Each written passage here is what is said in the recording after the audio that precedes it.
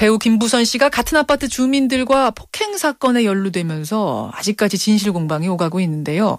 처음에는 단순 폭행 사건인 줄 알았던 이 사건, 알고 보니까 어마어마한 아파트 비리와 연계가 돼 있었습니다.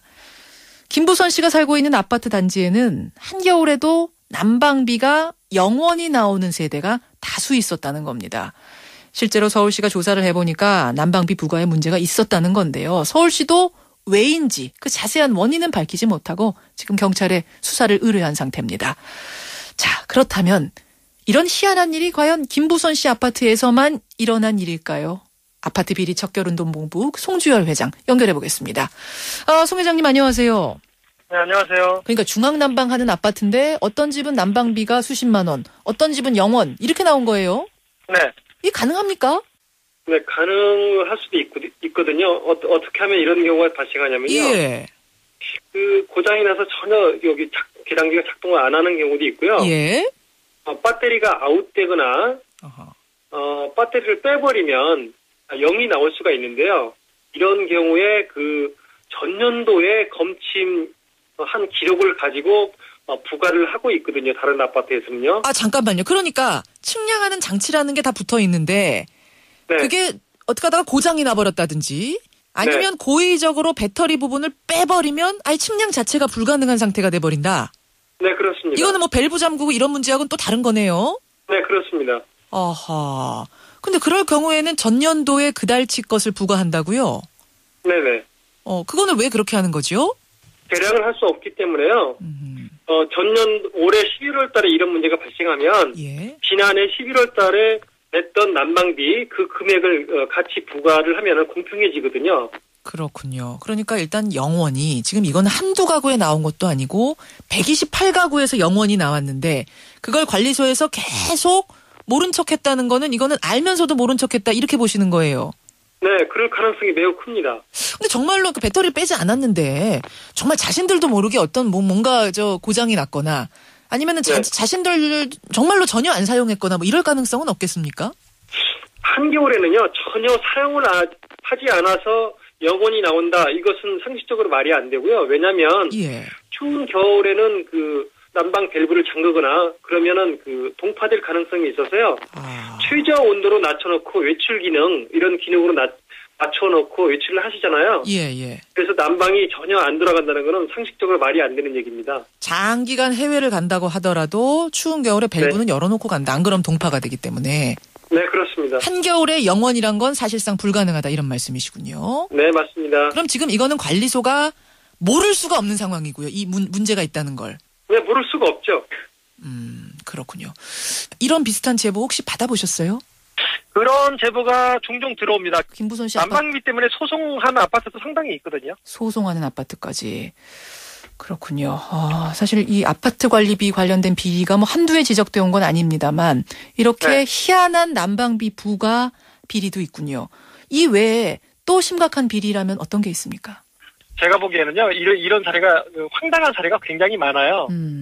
보통 그 아파트에서 집 수리를 하려고 적립하는 돈이 있는데, 이것을 장기수선 충당금이라고 하거든요. 장기수선 충당금 있죠. 예. 네, 이것을 한 10년, 20년 모아놓으면 15억, 20억 이렇게 이제 모아지고 있는데요. 승강기 공사를 18년 된 아파트에서 한 대당 2,500만 원씩, 리모델링 공사를 하고요. 예.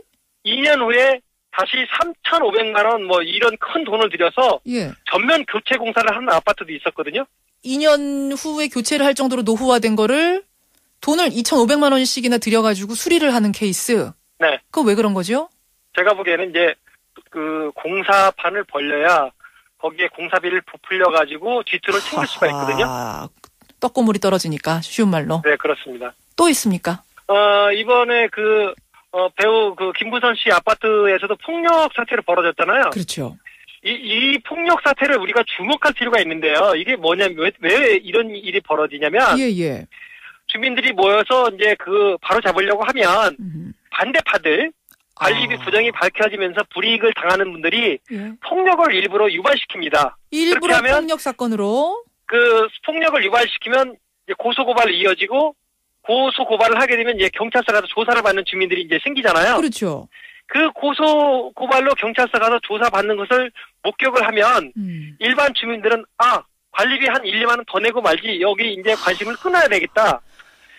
이런 상황으로 바뀌고요. 그렇다 보면 이제 지쳐가지고 사람들이 이제 포기하게 돼요. 그러면 김부선 씨도 이번에 폭력을 유도당했을 가능성 있습니까? 네, 폭력에 유도당한 거라고 저는 그렇게 생각을 합니다. 혹시 CCTV나 뭐 이런 것도 확인해 보셨어요? 방송에 나오는 걸 봤는데요. 예. 그분 페이스북에도 먼저 저분들이 쳤다. 상대적으로 치면 그냥 사람들이 본능적으로 가만히 있지 않거든요. 밀치거나 뭐 이렇게 하거든요. 그렇죠. 네, 거기에 휘말리지 말았어야 되는데 살짝 밀친 것 같은 뭐 그런 느낌이 들더라고요. 유도를 당했을 가능성 지금 확정할 수는 없지만 그렇게 보인다는 말씀이세요. 이거 참 이거 아파트 비리 척결이 정말 안 됩니까? 이게 한두 해 된 얘기가 아니잖아요. 안 되는 이유는 이거예요. 구청 공무원들도 관리 감독을 하면서 시정 권고 또는 시정 명령만 할 수 있지 그걸 뭐 부정행위를 못하게 하거나 이렇게 할 수는 없고요. 사고가 난 이후에 뭐가 잘못됐는지 조사만 할 수 있지 수사 권한도 없고 처벌 권한도 없어요. 견제 감시 시스템이 아주 허약하군요. 그러니까 아파트에 대해서. 감시 시스템이 없다고 보시면 됩니다. 없다는 정도까지. 그럼 어떻게 해야 되겠습니까? 이거 우리 아파트 사는 사람들이 이제 지금 우리 국민들 한두 명이 아닌데 뭔가 좀 마련해야 되는 거 아닌가요? 이 문제를 해결하려면 이 아파트 관리만 전담하는 뭐 공동주택 관리청 같은 여기 새로운 기구를 설립해가지고 사법 경찰권을 가지고 문제가 있는 관리 주체는 즉시 퇴출을 시킨다든지 이렇게 강력한 제재를 하게 되면 아파트 문제는 해결될 것이다라고 생각을 하고 있습니다. 여기까지 오늘 말씀 듣지요. 고맙습니다. 감사합니다. 아파트 비리 척결운동본부의 송주열 회장이었습니다.